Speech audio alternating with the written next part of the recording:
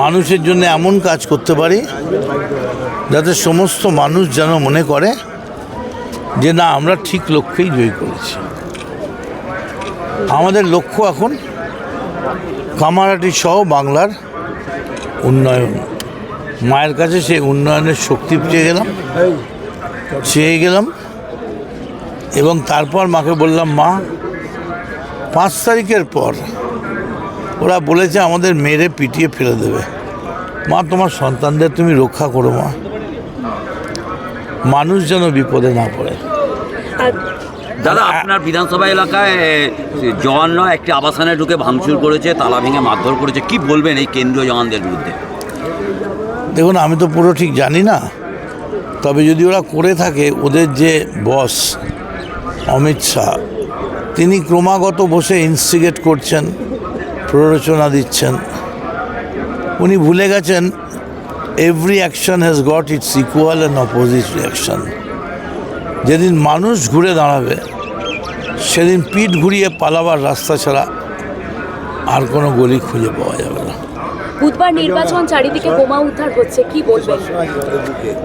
রেখেছে বোমা বিজেপি ওদের কাজ দেখাবার জন্যে, নিয়ে বিজেপি রেখে বিজেপি বলছে ওখানে যাও, ওরা কাজ দেখাচ্ছে।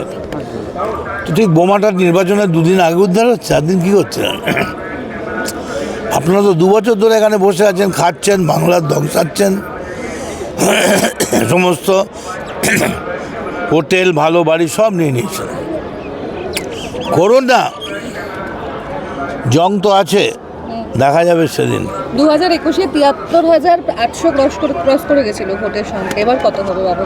98% মানুষ ভোট দেবে। আচ্ছা, আমাকে না, সব 1000 বাইক নিয়ে আজকে ঠিক র্যালিটা কেন? বাইকটা 1000ও নয়, 5000ও নয়, 2000ও নয়। আমরা যেমন প্রত্যহ আজকে সব জায়গায়, শিববন্ধু থেকে শুরু করে সব জায়গায় লাস্ট ডে প্রচার চলছে, তেমনি আমি একটা জিপে দাঁড়িয়ে গান গাইতে প্রচার করতে যাই। আমাদের সামনে নাটকের থাকে, আর সঙ্গে কিছু সাইডে প্রোটেকশনের জন্য কেউ অসুবিধা হলো কি না, মোটর বাইক লাগে, ছেলেরা থাকে। তো বলছে সেটাও করতে দেবো না। মানে কেন করতে দেবেন না? শুনছি আমি, পুলিশ নাকি এরকম বলছে, দেখা যাক, আমরা যাচ্ছি তো। এই বাইকেই তো নিষেধাজ্ঞা জারি করেছিল কিছুদিন আগে কমিশন, যদিও হাইকোর্টে ধাক্কা খেয়েছে। না, বাইকে কমিশন জারি করলো গতকাল পরশু, অবাধে বাইক দেখা গেছে বাংলার সর্বত্র। তখন কিন্তু কিচ্ছু করতে পারেনি কমিশন।